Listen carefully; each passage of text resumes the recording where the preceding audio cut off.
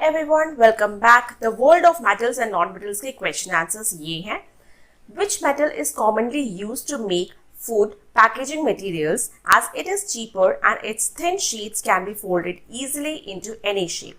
इन चार में से कौन सा वो मेटल है जो कि हम यूज कर सकते हैं खाने को पैक करने के लिए और वो सस्ता भी हो और इजीली फोल्ड भी हो सकता हो किसी भी शेप में? तो इन चार ऑप्शंस में से जो करेक्ट ऑप्शन है वो है एल्यूमिनियम. तो answer first option is the right answer, aluminium. Next question है which of the following metal catches fire when it comes in contact with water? दिए गए चार ऑप्शंस में से वो कौन सा मेटल है जो पानी के कांटेक्ट होने से या कांटेक्ट में आने से उसमें आग लग जाती है या कैचेस फायर? तो करेक्ट ऑप्शन है sodium. The fourth option sodium is the right answer. Next question है state with reasons whether the following statements are true or false. अब जो true false वाला जो statement है इसमें अगर वो true है तो क्यों है वो reason देना है आपको, और अगर false है तो क्यों है वो भी बताना है. तो पहला है aluminium and copper are examples of non-metals used for making utensils and statues. Aluminium और copper क्या वो non-metals हैं examples के जो कि हम बर्तन या statues बनाने के यूज करते हैं? ये स्टेटमेंट फॉल्स इसलिए है क्योंकि एल्यूमिनियम और कॉपर नॉन मेटल नहीं बल्कि वो मेटल्स हैं. ठीक है, तो यहाँ पे ये आंसर होगा. नेक्स्ट है metals form oxides when combined with oxygen the solution of which turns blue litmus paper two red. Metal जब ऑक्सीजन के साथ कंबाइन होता है तो ऑक्साइड्स बनाता है और वो ब्लू लिटमस पेपर को रेड में बदल देता है.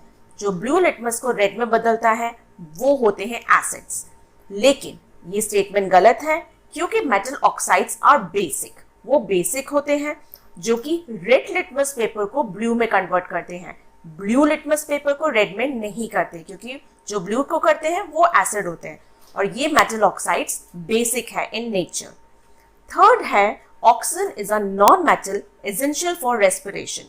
ऑक्सीजन वो नॉन मेटल है जो कि रेस्पिरेशन यानी सांस लेने में या ब्रीथ करने में जरूरी होती है. तो ट्रू है ये statement because it is a non metal and is required for breathing in living organisms. Living organism जो लिविंग थिंग्स होते हैं वो ऑक्सीजन को ब्रीथ करने के लिए यूज करते हैं. नेक्स्ट है copper vessels are use for boiling water because they are good conductors of electricity. Copper vessel का यूज पानी गर्म करने के लिए यूज किया जाता है क्योंकि वो गुड कंडक्टर ऑफ इलेक्ट्रिसिटी है. तो ये भी स्टेटमेंट ट्रू है क्योंकि वो हीट और इलेक्ट्रिसिटी को कंडक्ट करता है और चीजें बनाने के लिए यानी बर्तन बनाने के लिए काम आते हैं कॉपर्स के बर्तन जैसे. नेक्स्ट है why are only a few metals suitable for making jewellery. Jewellery बनाने के लिए सिर्फ कुछ ही मेटल्स क्यों सुटेबल होते हैं, क्यों ही काम आते हैं? Only a few metals like gold, silver and platinum are suitable for jewellery because they are shiny, lustrous, do not corrode और rust easily and are easy to shape malleable. क्योंकि gold, silver और platinum जो होते हैं उनमें एक अलग ही shining होती है, चमक होती है. हाँ, और वो जल्दी से रस्ट नहीं लगता, उनमें जंग नहीं लगती, आसानी से उसको इजीली शेप दे सकते हैं. तो इसलिए उनका यूज किया जाता है ज्वेलरी बनाने के लिए. नेक्स्ट है आपका match the following uses of metals and non-metals given in the column first and the jumbled names of metals and non-metals given in column second. Column first में कुछ दे रखे हैं, उसके ऑपोजिट जो कॉलम सेकंड में jumbled words हैं जिसको आपको करेक्ट करना है और मैच करना है. तो आइए देखते हैं आंसर क्या होगा. फर्स्ट दे रखा है used in electrical wiring. Electrical wiring के लिए हम किस चीज का यूज करते हैं? तो उसका ऑप्शन है सी, कॉपर. तो पहले आपको जम्बल वर्ड को करेक्ट करना है तो कॉपर है राइट आंसर. नेक्स्ट है most malleable and ductile. Easily shape दे सकते हैं और थिन शीट में कन्वर्ट कर सकते हैं, वो है गोल्ड. थर्ड है living organisms can not survive without it. Living organisms बिना इसके जी नहीं सकते, वो है ऑक्सीजन. फोर्थ है plants grow healthy with fertilisers.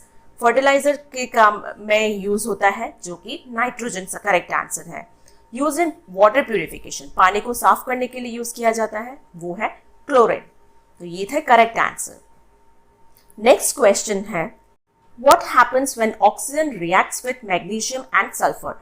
क्या होगा अगर जब ऑक्सीजन मैग्नीशियम और सल्फर के साथ रिएक्ट करेगा? What are the main differences in the nature of products formed. उन दोनों में जो भी प्रोडक्ट्स फॉर्म होगा यानी लास्ट में जो भी प्रोडक्ट्स आएगा उनमें क्या आपस में डिफरेंस होंगे?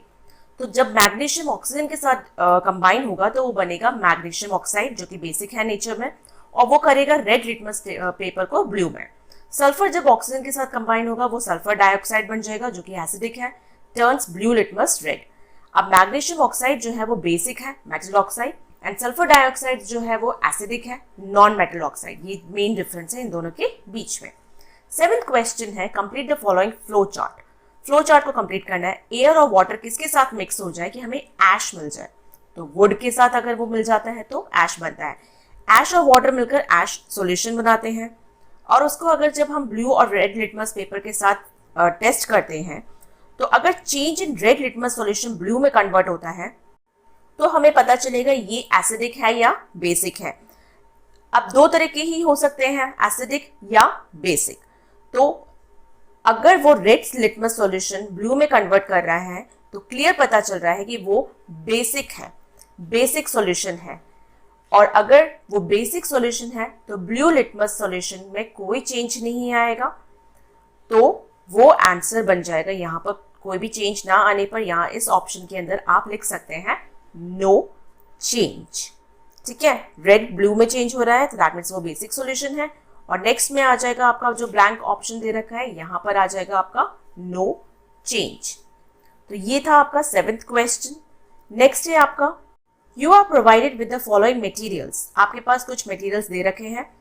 Discuss which material would be your choice to make a pan that is most suitable for boiling water and why. अब आपको डिस्कस करके बताना है कि इनमें से कौन सा वो मटेरियल है जिससे आप पैन, जो फ्राइंग पैन होता है, वो बनाने के लिए यूज करेंगे और पानी गर्म करने के लिए जो यूज सुटेबल होगा, और क्यों। ये कुछ मटेरियल्स आपके पास दे रखे हैं, iron, copper, sulphur, coal, plastic, wood, cardboard. तो इनमें से कौन सा सुटेबल है वो आइए देखते हैं इसका आंसर क्या होगा। कॉपर और iron is best for making a pan because they are metals that are strong, hard and good conductors of heat. Copper या आयरन के बने हुए जो पैन होते हैं वो अच्छे होते हैं क्योंकि वो मेटल होते हैं, मेटल के बने होते हैं, स्ट्रॉन्ग होता है, हार्ड होता है, गुड कंडक्टर ऑफ हीट होता है, अच्छा हीट पास करता है, उसमें से पास हो जाती है easily. They can withstand high temperature, high temperature झेल लेता है बिना जले हुए, विदाउट बर्निंग और मेल्टिंग, बिना पिघले और जले हुए। नेक्स्ट है आपका, you are provided with 3 iron nails each dipped in oil, water and vinegar.